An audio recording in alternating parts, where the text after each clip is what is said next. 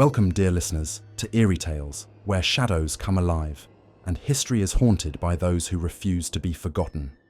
Tonight, we journey to the desolate cliffs of Northbridge Bay, where an old lighthouse stands alone against the raging sea. Locals call it the Lighthouse of Lost Souls, a beacon that doesn't guide ships to safety, but instead lures lost souls to shore. This is the story of Emily, a historian who dared to explore its secrets and found herself entangled in its haunting legacy.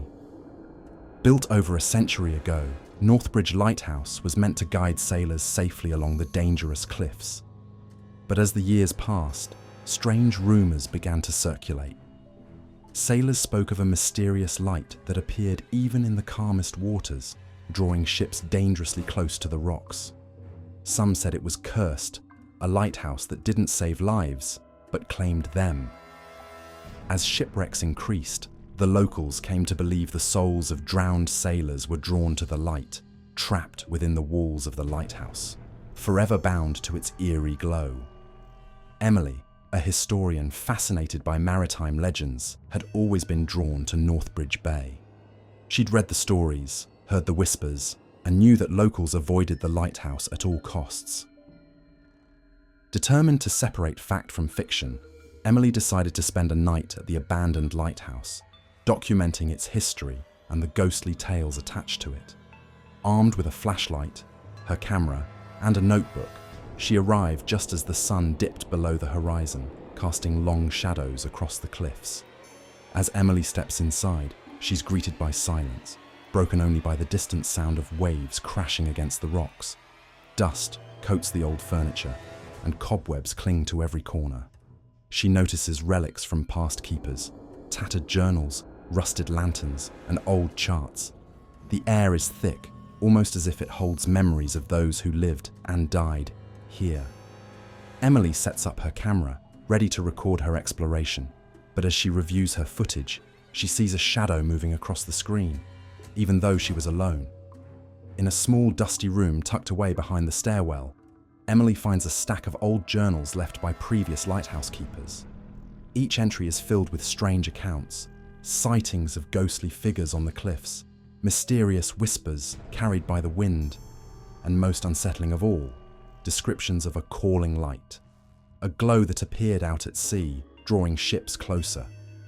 The final entry is scrawled in a shaky hand, warning, "Do not follow the light. It brings death." Chills run down Emily's spine as she realizes these are not mere stories. As midnight approaches, Emily hears something strange, a faint hum, like the sound of distant voices carried by the wind. She climbs the narrow staircase to the top of the lighthouse, her flashlight casting eerie shadows on the walls. At the top, she looks out over the ocean, and there, cutting through the dark, she sees it. A pale light shimmering on the water, beckoning her closer. Mesmerized, she feels an urge to follow it, as though it's calling her name. But deep down, she knows this is the calling light from the journals, the same light that led others to their doom. Suddenly, the air grows colder, and Emily feels a presence behind her. She turns to see ghostly figures, men in old sailor uniforms, their faces pale and eyes hollow. They stand silently, watching her, as if pleading for help. One steps forward, reaching out as though to touch her, his hand passing through her shoulder like mist. His voice is faint, but she hears him whisper, "Leave, before it's too late." Emily's heart races as more apparitions appear, each one a soul claimed by the lighthouse, bound forever to its cursed light. Emily tries to leave, but the door at the bottom of the staircase slams shut, trapping her inside. Panic sets in as she realizes the lighthouse itself seems alive, holding her captive. She can hear the voices of the lost souls, growing louder, begging her to release them. Desperate, she recalls a passage from one of the journals. To break the curse, one must extinguish the light. Summoning her courage, she climbs back up to the top of the lighthouse, determined to end the haunting once and for all. At the top, she finds the old lantern that powers the light, Its glow is unnatural, almost as if it's alive. Emily takes a deep breath and knocks it to the floor, shattering the glass and snuffing out the flame. Instantly, the room fills with an unearthly wail as the spirits of the sailors rise, swirling around her in a whirlwind of mist and light. She closes her eyes, bracing for the worst, but when she opens them, the ghosts are gone, their souls finally released. The air is still, and the silence is heavy, as though the lighthouse itself has been put to rest.